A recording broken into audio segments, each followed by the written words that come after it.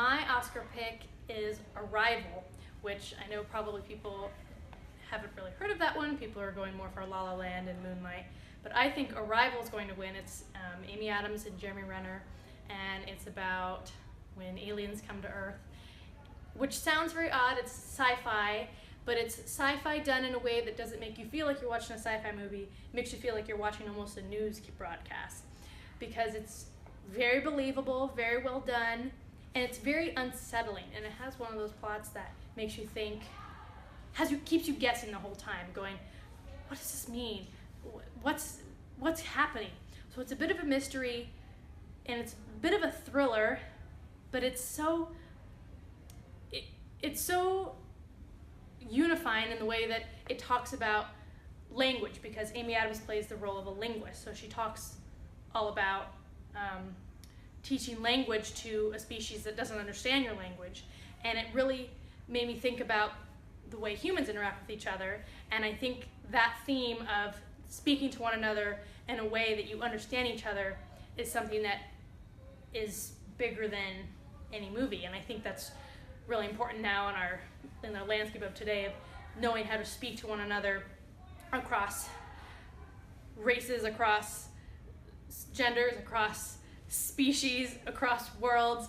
So I think Arrival has a pretty good chance of getting Best Picture or Best Screenplay at least for the Oscars. My Oscar pick this year is Moonlight for Best Picture. I just saw it the other day, so I'm a little slow on the catch up, but it was an incredible representation of like a character and a storyline that you don't normally see in cinema, which is like, it was like a person of color and like a person of like homosexuality, which I think it was like an interesting exploration of two things that you don't normally see on screen. And it was, I think, in my capacity as like a white straight woman, it was a good representation of something that someone is going through. And like, my dad's gay, so like as a child of a gay person, it was like interesting to see what growing up in that kind of environment might be like for someone. And I think there was a lot of like tension, and the music was really good, and it was interesting, and it's kind of storyline of, you know, young, medium, and old. And I think it is a really interesting movie that isn't really being done, and I think it should win Best Picture.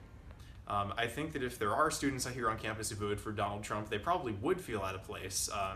It would make sense. Most students that I know here on campus lean left on most issues. The vast majority of students I know don't like Donald Trump at all, did not want him to be president, so I would understand if students who voted for Trump don't feel out of place here.